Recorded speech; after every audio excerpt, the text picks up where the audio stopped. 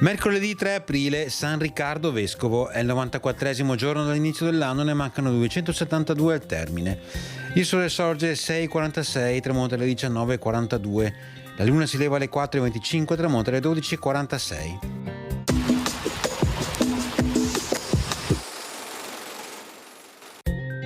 I marchesi d'Este chiedono alla Repubblica di Venezia un prestito di 50.000 ducati d'oro da rimborsare entro 5 anni. A garanzia offrono provvisoriamente, cioè sino all'estinzione del debito, il territorio del Polesine.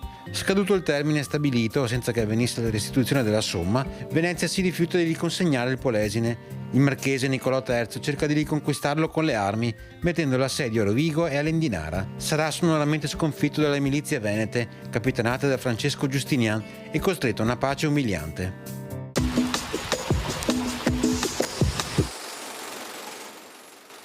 Le previsioni per domani: modesta variabilità con spazi di sereno anche ampi alternati a qualche nuvolamento, contenute variazioni di carattere locale riguardo le temperature minime, tra cui aumenti in quota e a sud, diminuzioni nelle valli e sulla fascia pedemontana centro-orientale, temperature massime sulla costa pressoché stazionarie, per il resto in aumento più significativo in montagna.